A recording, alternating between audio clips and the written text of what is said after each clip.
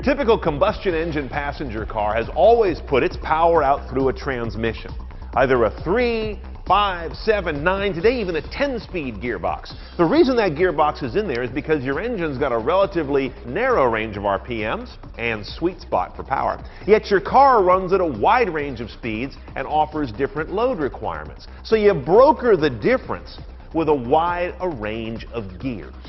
But the overall problem with transmissions, as amazing as they've become, is that they remain a crutch. Ideally, you'd rather not have one, for 3 very good reasons. First of all, transmissions tend to be heavy and complex. They're one of the most elaborate things in the modern car. Secondly, they're expensive, largely as a result of being heavy and complex. Expensive to put in, expensive to fix. That's on you. And of course, they tend to introduce some slop and some slow gear changes. Now, that's been improved a lot lately, but wouldn't it be nice to take all this out? So Koenigsegg says we can do that because of 2 interesting trends in powertrains. One, we have higher RPM high-performance engines, and turbos give them better lower-end grunt.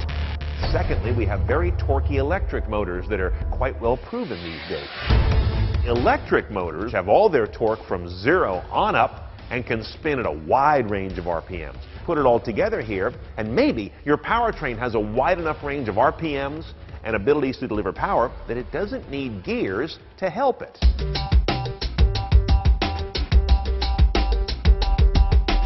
Let's take a look at how they lay that out. Here's the spine of the car. You can see you've got a vertical battery pack up in between the seats, basically. That brings you down to the turbocharged gas engine, which has an electric motor on the backside, turning the crank when it needs to. 2 more electric motors are back here that go out to your drive shafts, to your rear wheels.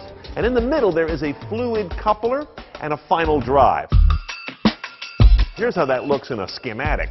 This fluid coupler and final drive do 2 important things. If you didn't have that, you'd have basically the automotive equivalent of a fixie, a fixed gear machine, and that's not really useful in the practical world. And then you do have a gearbox of sorts, a reduction gear. It's a single-speed transmission that never changes, so it's very simple. And it's basically a 3-to-1, so the gas engine can run at the higher RPMs, which is its sweet spot, without having to drive the car at like 60 to 180 miles an hour all the time.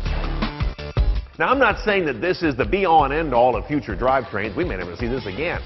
But it does underline 2 important trends. Engines that have more grunt because of augmented intakes from turbos and superchargers, and electric motors that can pick up the slack where gas engines don't do so well. Put it all together, you've got a spectrum of power that maybe doesn't need to change gears one day.